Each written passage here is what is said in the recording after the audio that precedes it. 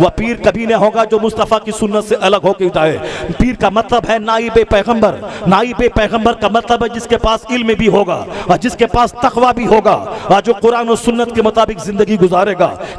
काला बाबा बनने से अगर कोई पीर बन जाए, ये बाबा बनना बड़ा आसान है। अगर कोई पीला कपड़ा पहन के पीला बाबा बने, ये बहुत बड़ा आसान है। अगर कोई गले में 50 माला और हाथ में धागा, पांव में कड़ा बांध ले और हाथ में लाठी और माला ले ले और बोले मैं बड़ा बाबा हूं, ये बनना बहुत आसान है। मगर बुखारी पढ़ना बहुत मुश्किल है, मुस्लिम पढ़ना बहुत मुश्किल है, अरबी सीखना बहुत मुश्किल है, कुरान की तफसीर पढ़ना बहुत मुश्किल है, नमाज़े पंजगाना कड़ाकी की सर्दी में नहा के पढ़ना मुश्किल है, शरीयत पर अमल करना मुश्किल है। जो बाबा बनेगा काला बाबा, वो तो काला बाबा बने वो हिंदुओं के बाबा की तरह, लेकिन पीर वही होगा जो कुरान जानने वाला हो, जो हदीस जानने वाला हो, जो मुस्तफ़ा की सुन्नत पे अमल करने वाला हो। इसलिए गैर आलिम कभी पीर हो ही नहीं सकता है। ये हमने बरहमनों की तरह समझ लिया कि बाबा हो गया, इसलिए हमारे समाज में बेशुमार मसले खड़े हो गए।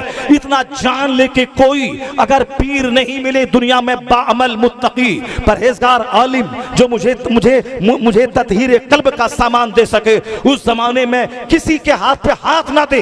बुजुर्गों ने कहा है कि तू आंख बंद कर ले और अपने आप को कह ले कि मैं गौसे आजम का मुरीद हूं, और तू कह दे कि मैं सारे पैगंबरों के सरदार मोहम्मद अरबी अलैहिस्सलाम का मुरीद हो। तो जब तू मुस्तफ़ा का मुरीद हो गया, गौसे आजम का मुरीद हो गया, तो फिर गौसे आजम के तरीके पे अमल कर, सारा फैज मदीना और बगदाद से तुझको मिलता चला जाएगा।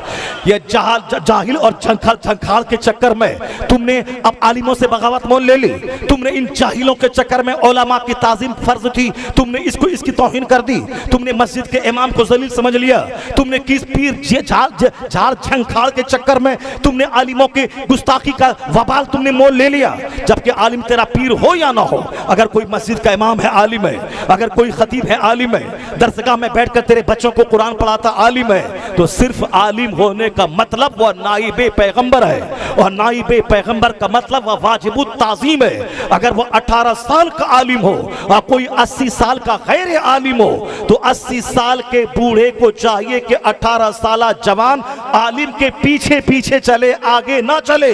यह उम्र का एहतराम नहीं, यह इल्मे दीन का एहतराम है, यह इल्मे दीन का एहतराम है। ये झाड़ झंखाड़ घोंडों ने आलिमों का एहतराम खत्म कर दिया, आलिमों की जैसी की तैसी कर दी। कुरान पढ़ाएंगे, हदीस पढ़ाएंगे, जनाजा पढ़ाएंगे, निकाह पढ़ाएंगे, जुमा का खिताब करेंगे, ईदैन की तकरीर करेंगे, महफिल वाज में बयान देंगे, और उसके बाद साहब सारी इज्जतें लूट के ले जाए। वो जाहिल जो सूरह तब्बत यदा भी पढ़ना ना जानता हो, जो तावुज़ और तस्मिया पढ़ना ना जानता हो, जो कायदे से तहज्जुद की नमाज तो दूर की बात पंजगाना नमाज तक ना पढ़ता हो, सिर्फ लिबास पहनकर या अपने बाप दादाओं की गद्दी पर बैठकर ये दूसरों को बेवकूफ बनाने का कारोबार नहीं चलेगा।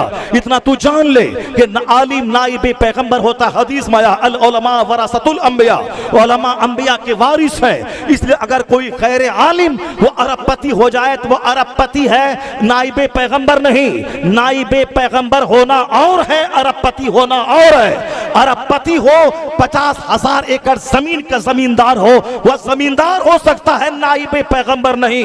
दुनिया में सबसे बड़ा मर्तबा खुदा के बाद मुस्तफ़ा का है, और जो मुस्तफ़ा का नाइब हो उनका मर्तबा भी सारे इंजीनियर, डॉक्टर, प्रोफेसर, जमींदार, पत्नीदार, कैपिटलिस्ट सबसे बड़ा होता है। इसलिए आलिम अगर किराए की दुकान, किराए के मकान में क्यों न रहे, अगर उनके सीने में हदीस कुरान का इल्म है तो वो जमींदार उनके पांव की धूल के बराबर है, वो नाइबे पैगंबर है।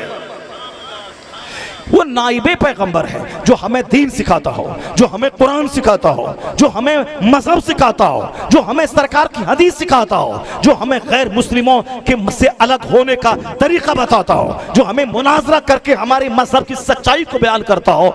मुनाजरा करेंगे, किताबें लिखेंगे, दर्स व तदरीस करेंगे, मुस्तफ़ा की शान में नात लिखेंगे, जुमा का किताब करेंगे, और वह जाहिल 2-4 माला पहनने के बाद सारी इज्जतें बटोर के लेके जाए। तुम इसके जिम्मेदार हो।